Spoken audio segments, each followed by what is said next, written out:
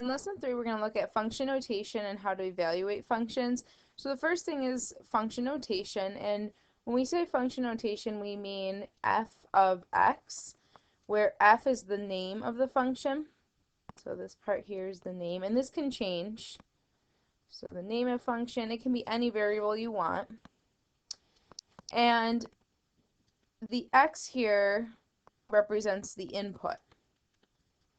And all together represents what you would get out. So basically you can think of it as you're taking this input and you're plugging it into function f, and f of x will get you the output. So one thing to note here is that when we have this notation, f with the parentheses x, it does not mean multiplication, and you do have to have these parentheses. So it doesn't mean to multiply, and the parentheses actually tell us that it's f of x. So x would be getting inputted into the function f. So some other little notes here about function notation. Really, like I said, this f of x is really equal to our output. So together, it gives you the output value, which is what we know as y. So x is the input, y is the output. So if you look at this example, y and f of x are basically equivalent. So you could take an equation with y and you can write it with f of x. However, using f of x means that this relation is a function. So you can only use this f of x notation or some letter of x notation if the relation is a function. So this y equals 3x plus 7, you can always write an equation. It doesn't have to be a function. It can still be a relationship between x and y. But when you see this f of x or h of x or some, like one of these examples, a of x, c of a, those are all functions, which means they satisfy the definition of a function. Each input only has one output. So the second bullet point here, again, you can just switch, you can put different letters in front of that notation. And the f of x notation, again, can be thought of the y value in a function. And when we talk about graphing, instead of putting the y-axis, we can actually call it f of x, because really we're thinking of y and f of x as being the same thing as long as we're only dealing with functions. So let's look at some examples using this notation. So example 1 here, we have define f to assign each student at your school a unique ID number. So again, this is that definition notation where we're using the description. This would be our input. These are outputs. And this sentence here would be our rule. So this is the function rule. So that's actually what you're doing with the inputs. So you're going to take each student and you're going to assign them to a unique ID number. So first thing is this a function? So basically think about different students. So we could have, let's just draw this out, a mapping of this. Student 1, student 2, student 3. So just different students here. And then we're going to have some ID numbers. So any numbers 0 through 9 to make up an ID number. So I'm just going to call them ID number 1, ID number 2, 3, ID number 4. And again, I'm just trying to visually show you what this scenario is. So we're going to take each of these students, and each student is going to get an ID number. So let's say student 1, they're going to get ID number 1.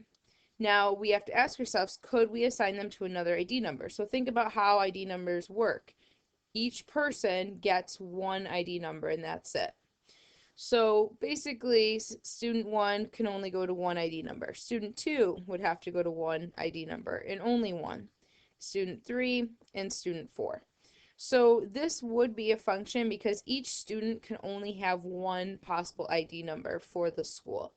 So yes, this is a function because each student has only one ID number. Each student has only one ID number.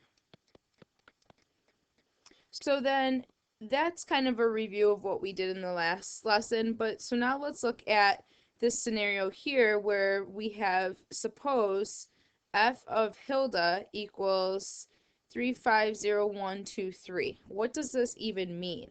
So if you notice, when I said this part here, I said f of Hilda, which basically means Hilda is the input, because remember, f of x, the input. And you want to think of it as you're taking this input and you're plugging it into this function. So a function is kind of like a machine. You're taking something, you're plugging it in, and you're going to get something out. And it's going to follow this rule. So you're going to take Hilda, you're going to plug her into this function, or you're going to do whatever the function rule is. So take Hilda, which is the student, and you're going to assign her a unique ID number. So what you get out is the output. So what this really means, f of Hilda equals 350123, means that Hilda's ID number has to be the 350123. So that's actually what it means. So Hilda's ID number is 350123. So let's look at another example. So for example 2, again, we have this notation where we are talking about a function f where the input is going to be whole numbers and the output is going to be whole numbers. And this is the rule. So this part is going to be really important for this example. So we have to follow this rule. We're going to take each whole number and we're going to assign it to its largest place value digit. So for example, if we look at 4, if 4 is the input, we're going to take 4 and we're going to assign it to its largest place value digit. Well, for the largest number in 4 is 4, so the output's going to be 4. If you look at this one, we have 14 as an input, so we're taking that whole number and we're going to assign it to its largest place value digit. So when you have 1 and 4, 4 is the larger value, so you will assign that function to 4. This example here, 194, 9 is the largest place value digit. So we're going to take that and we assign that input to 9 since it's the largest. So if we look at this example here, it's asking us, well, what's the output when I input 257 into this function rule? So again, remember this is the input. So when you look at 257, we want to look at the largest place value, which is, or the largest place value digit, which is going to be 7. So the answer or the output to this would be 7. That's what you would get out of this function or out of this function rule. F of 0, well, if you look at f of 0, 0 is the only number involved, so the answer has to be 0. 999, well, all of these are the same, so the answer is just going to be 9.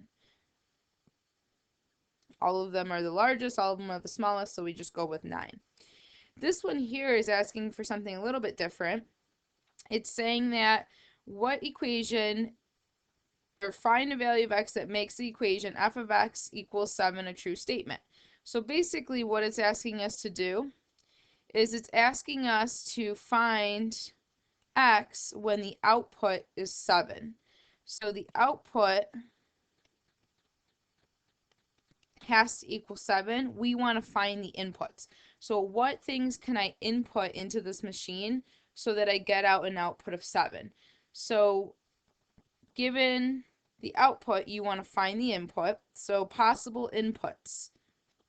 If you take and you plug in, let's say 174 as an input, well, the highest number here is 7, so that would get you out your output of 7. You could have something like 27. Highest number is 7, that would get you your output. So there's multiple possibilities here. So I could have something like 7. I could have something like 1, 2, 3, 6, 7. Okay, so there's multiple answers. So this one's kind of just doing the opposite. So let me just say multiple answers for this question. So any number that you can come up with that has the largest number in it as 7 would work. So another type of example. So now instead of giving us the description, we have a different kind of notation being used. We have this f of x notation. So this means that the input of this function is x, the function name is f, and if I want to actually get out the output when I input x, I would use this entire expression here. That's the output value. That's what you would get out if you input this x. So basically what happens is if I want to find f of -4, I'm going to take -4 and I'm going to plug it into my function f. So essentially what that means is you're just substituting it in for x. So I'm going to plug it in. Notice that I put parentheses. That's important. So we get 16 plus 4 plus 3. So remember, a negative squared is going to be positive. So we get 23. So that's the output if you input -4 into this function. Because in this case, the function rule is really this equation or this expression here, x squared minus x plus 3. That's what you have to do with that x value. You have to assign that rule to it. So then looking at this one, it's going to be the same thing. You're going to take 2y and you're going to plug it in. So you're going to, again, use the same function. Notice I'm going to use parentheses when I'm substituting in. And we're just going to simplify. So 2y squared, it's the entire thing squared. So you actually square the 2, you get 4. And square the y, we get y squared. Minus 2y, I can just drop the parentheses. And plus 3. And that's as far as you can go with that one. You're just going to leave it as an expression because you started with a y. So let's look at just a couple more examples. So here's another one. Notice that this name of this function is g of x. And if you look, when I'm evaluating these, I'll say g of 20, g of 2x minus 1. Where in the previous example, they were f of -4, f of 2y. And I plugged them into the function whose name is f. So that's important that if I gave you an equation up here that said g of x equals x squared, you would be taking and you're plugging these into the function f, this equation here. So this example, we're going to be plugging into the function g. So I have g of 20, so I'm going to go ahead, I'm going to plug in 20, and I'm plugging in 20 in parentheses. And then you're just going to evaluate it. So we have 20 plus 5, we get 25. Square root that, you get 5. And then this example here. So we're going to start it off the same way. Finding g of 2x minus 1. So wherever you see an x, that's your input. So we're inputting it into function g. So always use parentheses. So I'm going to input 2x minus 1 into my function where x was. So now we're just going to simplify. So we have 2x minus 1 plus 5. 2x, this would be plus 4. And that's as far as we're going to go with it. You can't really simplify that any further. And just a couple more examples. So example 5 is a different way. So instead of giving us an equation this time, they're giving us a set of ordered pairs. So this notation's a little bit different because here we have f, or the name of our function. X is going to be our inputs, and notice that they defined what x is. So they said these are the set of elements in x, and these are the set of elements in y. So we have our inputs are all of our x values, 1, 2, 3, 4. Our outputs are all of the y values. And again, this is still going to be our function rule. So we still have inputs and outputs, and we still have a rule, but instead of it being a description, assign each x value to one y value, we have a set of ordered pairs, which means it specifically tells us which x values went to which y values. So if you look, if you input 1, you're going to get out 7. If you input 2, you get out 5. Input 3, you get out 6. Input 4, you get out 7. So when you look at this first example here, when it says what is f of 2, again, you're taking 2 and you're inputting it into your function rule. So if the input is 2, we want to know what's the output. So the output, so let's go up here. If we input 2, the output is going to be 5. So you get 5. So f of 2 equals 5. So now if you look at this one though, notice that it's f of x equals something. So f of x really stands for the output. So 7 is the output, and we want to find the input this time. We want to find what x has to be in order for the output to be 7. So we have to go up to our scenario up here. Anytime we see a 7 as an output, we want to know what are the inputs for that. So x could equal 1. That would give us 7. Or x could equal 4, and that would give you an output of 7. And the last example here. So what about if you see this function notation, how does that relate to a graph? So we want to find f of 2, and we want to find f of 6. So when we're looking at f of 2, this really means tell me the output, or tell me the y value. So this really means find y, or the output, when x, or the input, is equal to 2. So you're going to go to your graph, x equals 2, you're going to go up to the y value, which in this case is 5. So this is the coordinate 2, 5. So it's just equal to 5.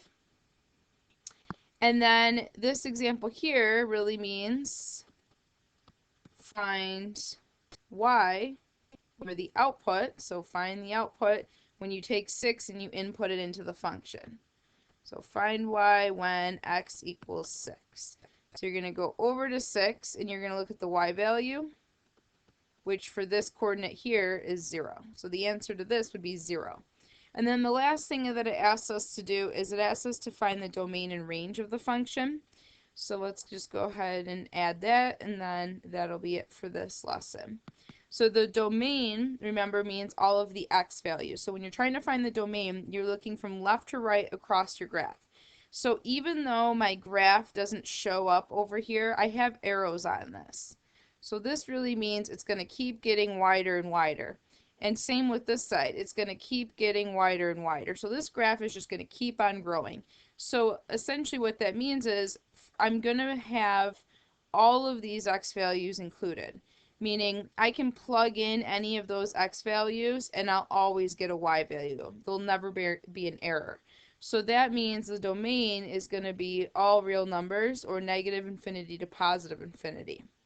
And then the range, we're going to look at the y values. So we're going to start down here and just kind of move up the y-axis and see. So these lines, or these parts of the parabola here, are extended, and they're going to keep on going down forever. So that means the range is going to include all negative y values. So it's going to keep getting smaller in terms of y. So it's going to start down at negative infinity. And if I keep on going up, I notice that up in this section of the graph, I don't ever have points. I don't ever have a part of the graph. And the only way that you could have part of the graph is if you had arrows, or you had a picture where the arrows are going in that region. But if you notice, both of my ends, or both of the arrows, are going down, and they'll keep getting smaller and smaller, and they'll never get up here in this positive section. So that means my range really only ever goes to this y value here. This is the maximum. This is the highest value I'll ever have for y. So that's at 5. So that means my graph for my range is going to stop at 5. And I'm going to put a hard bracket around that, or square bracket, because I'm going to include 5. And remember, for infinities, we always use the round brackets, because you don't ever include infinity, you just get closer and closer to it. So that's why we do that.